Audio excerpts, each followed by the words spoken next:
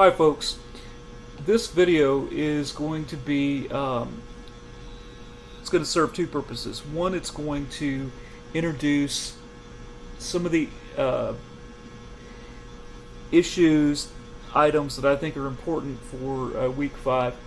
Primarily, it's going to be a introduction to peer editing and clarify some things for you. Because that's going to be peer editing is going to be the focus of this week and possibly next week in of the course. So if we look at the syllabus tells you, and my feeling is a number of you are not looking at the syllabus every week. You really need to look at the syllabus every Monday. I do. I look at the syllabus every week to make sure that I'm on the correct page, if you will, right? So it tells us here that the peer review for the narrative project or the narrative essay is going to be on the discussion boards, right? So we'll go into week 5's folder. This is not visible for you right now. It will be in a few hours. By the time you see this video it will be available. Okay, so click here.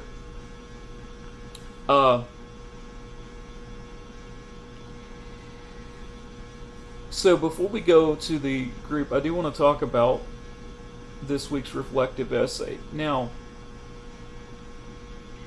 logistically speaking, if you don't get to peer editing this week, obviously you cannot you cannot address these peer editing questions.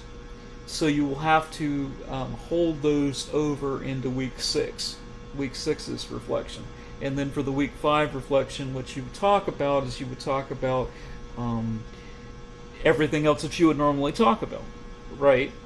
But these questions are really focused and really important with regard to thinking critically about the peer editing process, particularly the peer editing process of this narrative project. So I would encourage you, whether it's this week or week 6, to engage these questions in your reflection. This is going to be, some of you still are having an issue with hitting the 2-page minimum. You really need to hit the 2-page minimum, particularly with the effort-based emphasis on the course, because hitting a page minimum does require effort. Okay, so you really need to be hitting that minimum. With this reflection on primarily the peer edit, right, for this week or next week, wherever you find yourself doing it, right, you'll hit 3 pages easily with this if you really focus in on it and really think about these particular questions.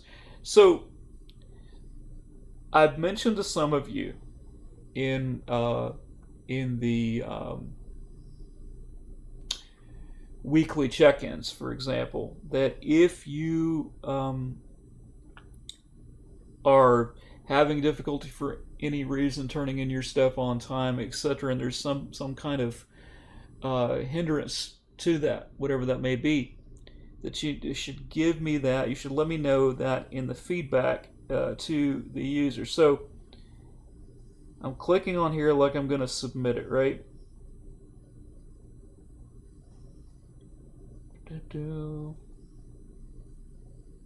So, just to navigate this a little bit for you, please do not email me if you're going to turn something in late, or rather, I should say, if you're having difficulty, if you're trying to get something done on time, but there is a significant, important issue that comes up, right? I mean, obviously, oversleeping, that doesn't count, right? But if you had to assist a relative with medical issues and so on and so forth, right? Those types of things, okay? If you had a major power outage, those types of things, right? So put that here in the comments section where it says add comments. Type that there. Now, please understand, some of you are using the right submission button to submit your work and just cutting and pasting your material into that document box. Please do not do that, okay? What I'm asking you to do, and a lot of you are very much on board with this, but just I'm asking you to select a file, either a .docx or a PDF file, okay, with your essay in it, okay, and then submit that material. All right, and you have to hit submit, and so on. Okay. Now, that's just a little bit of bookkeeping. All right. So the other focus for the next couple of weeks, aside from this peer edit, and aside from, of course, revising your essay, because you're going to get peer feedback, you will be getting feedback from me this week and next week, okay, on the drafts that you are turning in today and have been turning in the past few days, okay? But if we hit this, a lot of you are saying in your reflections, some of you are saying in your reflections that you are unclear about the discussion boards. I actually explained my philosophy of the discussion boards and how they figure into your labor and so forth. I explained all of that in last week's check-in, right, in the check-in video. Okay, so please refer to the check-in video for week 4, okay, in the videos and readings folder, okay, and that will answer the question. All right, but if you click on the collaborative creativity group, obviously for you, there's only going to be one group, so you click on this. Now, I want to point out some things to you. This collaborate here, this allows you to create a essentially a face-to-face virtual room for yourself and for your group members. Okay, so you can actually conduct peer editing that way, or talk about any issues with the class or any issues with your group. You can do file exchange. You can exchange your essays back and forth. Okay, if you want to do a blog, you can. I'm not necessarily requiring that. Before we look at discussion board, you can send email. So you can email everybody in your group. Okay. I really sound like Mr. Mackey from South Park, and that's very, very disturbing to me. But in any case, let's click this discussion board now. The other thing that I want you to do over the next couple of weeks is really get caught up with the discussion board, because these discussion board exercises are intended to help you with the drafting process of this narrative essay right now. And clearly this is not being done, at least if this discussion board is any indication. And most of them look like this. Clearly it's not being done. That bothers me, because you're missing out on, number one, you're not putting in the amount of labor that you could be putting into the course. Number two, you're really missing out on some opportunities. So spend some time really looking at these exercises and so forth, because it's ultimately going to enrich your experience with creating this narrative and revising this narrative and so forth. And you will be expected to show evidence of significant revision in the revised version. Okay, so if you have not addressed the discussion boards and the exercises on the discussion boards, you can certainly take advantage of that, and that will help you in your revision process. Okay, Um, but for the peer editing, this is what I wanted to show you. So the peer editing prompts are down here, and each discussion board is going to look slightly different, but you will be able to see the peer editing prompts. So what I ask of you here is to really approach your peers' work as if it were your own, right? Don't simply give one-word responses. Don't even give two-sentence responses. Ideally, you want to respond to the equivalent of a paragraph with each one of these prompts.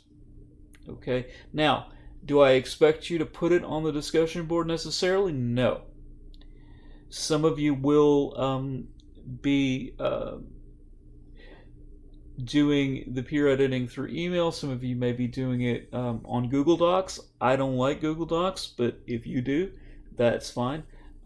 You are not turning the peer editing into me. The peer editing experience and quality and so on is going to be reflected in your reflective essay, either for this week or next week, depending on when that peer editing process is completed. Okay. Honestly, out of courtesy and decorum and everything, and professionalism, you really should email your group and you all should respond to each other at the very latest by even Wednesday or Thursday of this week. You really should be taking responsibility and participating in these discussion forums, because it's going to enrich your experience. And I'm not a middle school teacher. I'm not going to basically put a numerical value on everything and all that kind of stuff, and basically force you by way of anxiety and all of that to complete stuff. I am trying to motivate you to invest in your own writing and in the experience of working with others. Okay? That hopefully will be your motivation. I respect you, each of you, as students, as individuals, as scholars. Please embrace that and perform to that level. Okay? Because I know that you can. I know that you can. Okay? So, that's the discussion board and some of the functionality of the groups. Okay? Because I know, based on some of the reflections that I've received, that some of you were not clear on that. Again, you really need to be getting your work in on time, or at the very least within 48 hours of the due date. The syllabus is extremely clear on this. If you don't turn something in, it is a letter grade. It costs a letter grade every time you don't turn something in. That's a big deal, right? So, even if you're not confident with what you're writing, please submit it. Please turn it in. Okay? Again, if there's an issue, if something major comes up, let me know.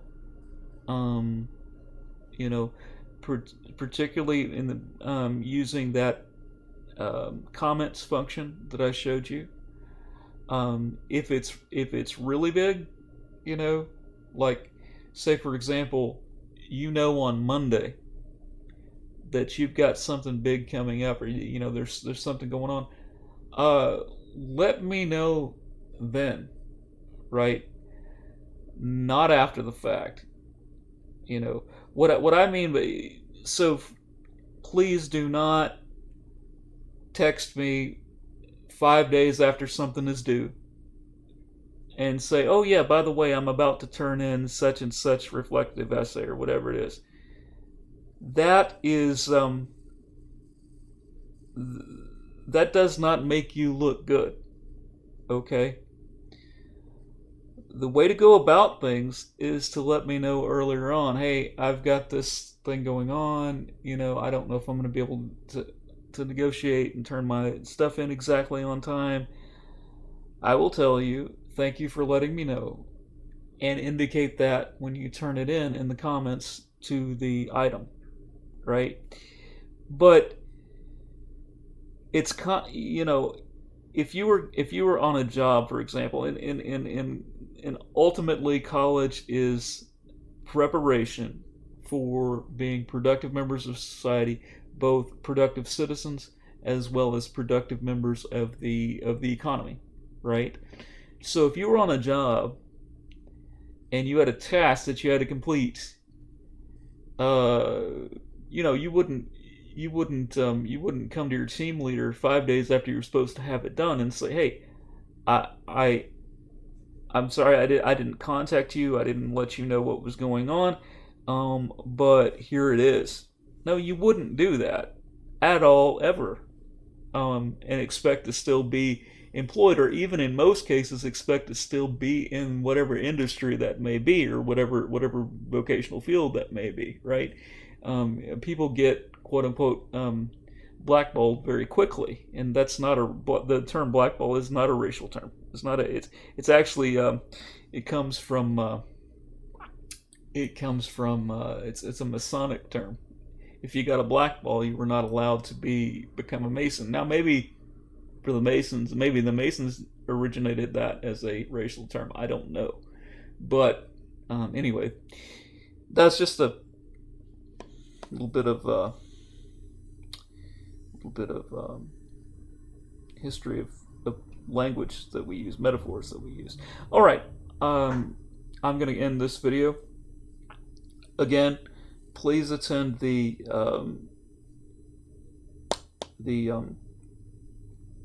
check-ins if you can. Watch the videos if you can't. Read the twice a week announcements as well. All right, thank you very much.